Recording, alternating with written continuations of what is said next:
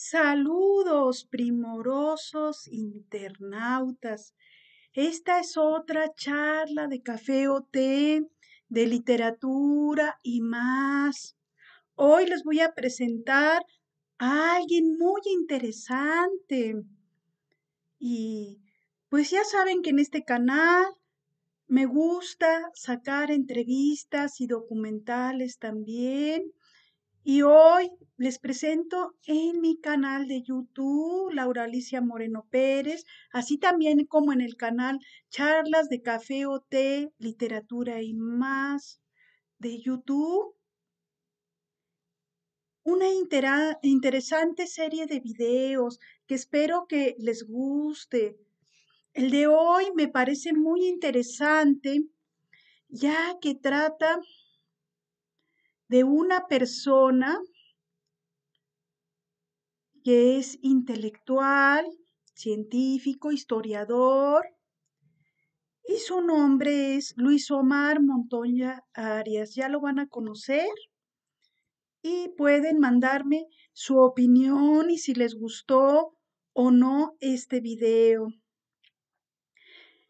Les voy a leer un poquito de a qué se dedica este personaje, esta persona interesante, escritor de varios libros, Luis Omar Montoya Arias.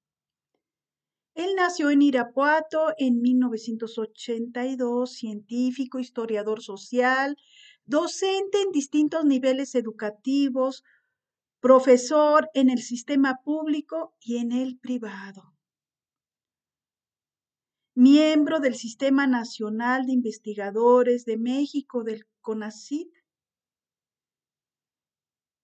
Es un académico invitado en programas de Javier Solórzano en el canal 11 y Enrique Lascano en el canal 14, investigador social, docente, universitario y conferencista. Él es especialista en música mexicana. Qué interesante, ¿verdad? Producción y locución radiofónica, asesoría histórica de documentales, como La Ley del Corrido para Discovery, el mariachi para History, como ejemplos emblemáticos. Habilidades como analista político, catalogación de archivos históricos, autor, escritor de libros de investigación social, publicados por editoriales de prestigio y de artículos indexados, divulgados por revistas académicas. Él es postdoctor, así también como editorialista en el periódico AM de León, Guanajuato, productor de diálogos con las músicas populares mexicanas, transmitido por Radio Universidad de Guanajuato del 2015 al 2017. También es conferencista en ferias del libro mexicanas, dictaminador académico en universidades públicas nacionales y extranjeras también. Realizó estancias de investigación en Estados Unidos, Chile, Colombia, Brasil y Bolivia, becado por el Consejo Nacional de Ciencias y Tecnología de México, CONACYT. En el marco de sus estudios de maestría y doctorado en historia en la UAS y en la CIESAS Peninsular entre 2008 y el 2014. Panelista invitado de Javier Solórzano en el referente informativo de Heraldo Radio México. Columnista en Ruleta Rusa, periodismo narrativo y de investigación, articulista de Organización Editorial Mexicana, OEM, asesor histórico para Diario El País en España, en el rap de la frontera, reportaje de David Marcial Pérez, publicado el 23 de agosto del 2020, en revista Quinto de Grupo Global Prisa y otras cosas más que voy a dejar en la caja de comentarios y acá abajo del video, así como cómo poder contactarlo y espero que te guste de lo que te va a hablar. Es muy interesante, te va a hablar sobre el corrido mexicano y te quedes hasta el final de este video, que más bien es un documental por lo largo que es. Hasta pronto, me despido y no te pierdas toda esta serie de videos porque no es a la única persona interesante que va a salir aquí en tu canal de YouTube. Hasta pronto y ten una vida útil y feliz.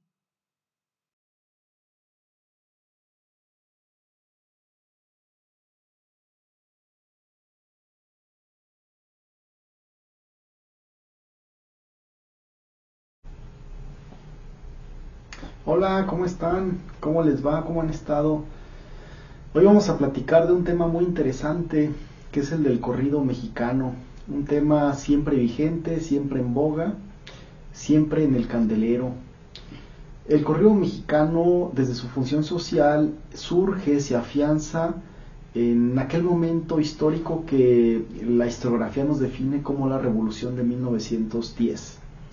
No es que el corrido haya surgido con la Revolución Mexicana, sino que en este proceso histórico se afianzó como función social, desde su función social, es decir, anunciar, notificar, comunicar un hecho o una sumatoria de hechos, incluso en muchos casos construir una interpretación de lo acontecido. Ciertamente, como antecedente histórico y musical, el corrido se remite, por supuesto, a la época de la Guerra de Independencia, cuando Miguel Hidalgo, Morelos, en fin, ya saben que la Guerra de Independencia mexicana pues tuvo 3 etapas. La primera por Hidalgo, la segunda por Morelos y la tercera, que es cuando Agustín de Iturbide pues termina encumbrándose como emperador de México en 1821. Lo cierto es que en ese momento de la historia se compusieron romances, por ejemplo el romance a Miguel Hidalgo o el romance a Morelos, que aunque no tienen, digamos, el término de corridos, su estructura pues evidentemente es muy semejante, digamos que es el antecedente directo.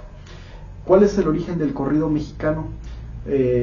Pues sustancialmente viene de la península ibérica, aunque hay algunos autores como Celedonio Serrano que plantean su origen africano, o incluso hay académicos que han aseverado que el propio corrido mexicano también tiene orígenes en el mundo árabe, lo que desde luego no es descabellado si partimos del hecho de que lo que hoy conocemos como España fue un territorio que estuvo dominado 8 siglos por los árabes y bereberes, así que es muy lógico el asunto.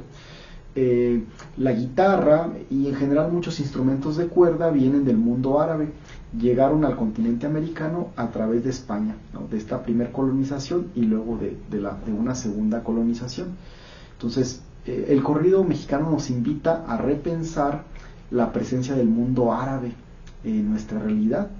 Los rebozos, por ejemplo, que usaban nuestras abuelitas, pues en sentido estricto vienen del mundo árabe. Los alfeñiques, estos dulces que se usan muchísimo para la época de Día de Muertos en México, vienen del mundo árabe, y aquellas palabras que tienen H intermedia, como alhaja, alhóndiga.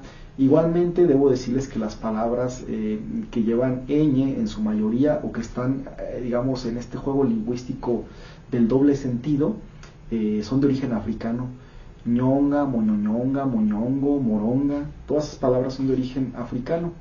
Entonces el corrido mexicano nos muestra, digamos, este crisol, esta variedad de raíces que finalmente nos definen a todos los mexicanos. Miren, por ejemplo, mi familia materna es de Pénjamo, Guanajuato, son güeros, pero mi familia paterna es de Acapulco, Guerrero, y muchos de ellos son negros. Entonces no existen purezas, somos una mezcla. Desde luego ni los españoles son puros, ¿no? Ya dijimos que estuvieron dominados 8 siglos por árabes y bereberes. Entonces el corrido se termina definiendo, afianzando desde su función social en la Revolución Mexicana de 1910, que es un proceso, pero no significa que ahí haya surgido, sino que es anterior, al menos un siglo antes. Por cierto, y como dato cultural, debo decirles que Miguel Hidalgo y Costilla era aficionado a las carnitas, a la charanda y por supuesto a las mujeres. Era medio traviesón el viejo, entonces tuvo por ahí varias chamaconas, pero esa es otra historia de la contrahistoria. Entonces, en ese momento preciso, en esa coyuntura de 1910, 1920, pues aparecen diferentes facciones y con ellas se mueve también el corrido y su instrumentación. Así, por ejemplo, Emiliano Zapata, ya saben, este caudillo del sur, pues tiene sus propios corridos que en la tradición literaria musical se definen como bolas surianas. Y resulta que Emiliano Zapata, cada que iba a entrar a una batalla, llevaba detrás a la banda Tlayacapan de Brígido Santa María de Morelos. Entonces a él le gustaba la banda, ¿no? Pero un estilo de banda específico. Entonces, por ejemplo, a Pancho Villa y estos personajes, pues les gustaba más la guitarra, la bohemia, era otro tipo de instrumentación, pero finalmente el corrido estuvo presente, abrazado pues a todos los personajes de la revolución. Pancho Villa generó su propia, o mejor dicho, en torno a la figura de Pancho Villa, se generó una tradición particular del corrido mexicano. Y ya decíamos de Emiliano Zapata, pues se deriva la bola suriana. Entonces no es que el corrido mexicano sea homogéneo, sino que más bien presenta diferentes variables, ¿no? Entonces es muy interesante. Y claro, el corrido tradicionalmente estamos acostumbrados a definirlo desde lo literario, que nomás 3 tiros le dio, ¿verdad? Como Rosita Alvírez, pero en realidad también se define desde lo musical. No solo la instrumentación, sino la forma de ejecutar el instrumento, la técnica, ¿verdad? Que es algo en lo que casi no reparamos socialmente, pues porque existe en este país, pues no solo un desinterés, sino lamentablemente una imposibilidad pues para educarse. Entonces muchas veces la sociedad pues se queda, nos quedamos en un discurso muy superficial, incluso cuando hablamos de temas como es el corrido. Entonces, para esos chamacos que están viendo este video, jóvenes, pues no vayan a creer que el corrido surgió con Natanael Cano, Peso Pluma y estos chavos de la onda de los corridos tumbados. En realidad, pues ellos se montan sobre una tradición que es muy vieja, ¿verdad? Entonces, el corrido mexicano ha ido cambiando por épocas, por décadas, en la temática, en los tiempos, en la narrativa, porque miren, durante la Revolución Mexicana, los corridos podían durar hasta 30 minutos, pero en la década de 1920 a finales y sobre todo en la década de 1930, con la industria discográfica que viene de Estados Unidos, los tiempos se acortan. Entonces el corrido ya no puede ser de 30 minutos, ni de 10, ni de 12, tiene que ser de 3 minutos y medio. Entonces eso trastoca totalmente la narrativa, la historia, la composición, hasta llegar a la actualidad. Miren, hay un grupo, pueden ustedes ahí googlearlo, hay un grupo que se llama Libro Abierto, que es originario de Sonora, un grupo cultural que compone corridos, y ellos han desarrollado un nicho que definen como microcorridos. Ellos crean corridos en torno o a partir de obras literarias como El Quijote de la Mancha, ¿no? 100 años de soledad. Ahí les recomiendo, para que aprendan algo nuevo, métanse a Google y busquen Libro Abierto, son allá del norte de México. Entonces hay tantas variables que ofrece el corrido mexicano, incluso les diría que el propio corrido tumbado o urbano, mejor dicho, que está de moda, ya saben, Junior H, Natanael Cano y lo que le gusta a la chaviza, pues también tiene su grado de complejidad. Miren, por ejemplo, la característica musicológica principal de esta nueva vertiente del corrido mexicano es que usan mucho el bajo, el tololoche, y usan el trombón. Entonces eso le da otra estética, otra dimensión, no solo musical, sino también visual, porque se juega mucho con lo visual, por supuesto.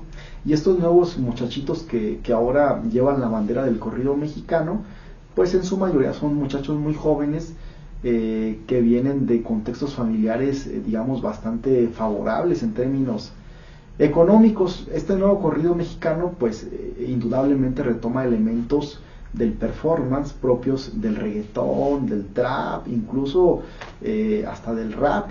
Por eso en realidad debemos definirlo como el corrido urbano, aunque ya sabemos que en el 2019 este chico de Sonora, Natanael Cano, sacó al mercado un álbum que se le conoció en su momento como Corridos Tumbados, y de ese título, de ese álbum, se desprende esta categoría de mercado que ahora conocemos, ¿no? Pero en realidad el estilo es anterior a este álbum. Ahora, haciendo un ejercicio de crítica, por supuesto que hay que decir que el corrido mexicano perdió virtuosismo, perdió valores, no solo estéticos, sino también éticos. El corrido de la revolución, sin caer en lo idílico o en el apasionamiento, sí que era mejor trabajado en términos artísticos que el corrido actual. Porque no olvidemos que hoy día, en este momento de la historia que definimos como posmodernismo, es decir, después de la modernidad, en la época de la posverdad, todo es mercancía.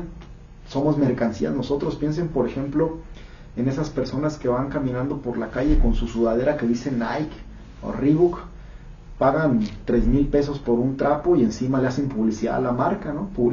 Somos publicidad móvil. Y por supuesto el corrido mexicano no escapa, pues, es una mercancía, es un producto. Y yo diría, desde una perspectiva ética, que actualmente el llamado corrido tumbado, pues sí que es una escuela del mal, ¿no? Una promoción a los antivalores, y de forma totalmente, sin duda, a las nuevas generaciones. En todo caso, lo que tendríamos que preguntarnos, señoras, señores, es qué intereses económicos están ahí para mover de esta manera una tradición como el corrido. ¿Por qué se deforman las cosas? ¿Por qué se pervierten? ¿Sí? ¿Por qué algo que fue muy útil en términos históricos en su momento, que informó al pueblo, por qué hoy es una vulgar mercancía que adoctrina, que intoxica las mentes y los espíritus? Hasta la próxima, nos vemos.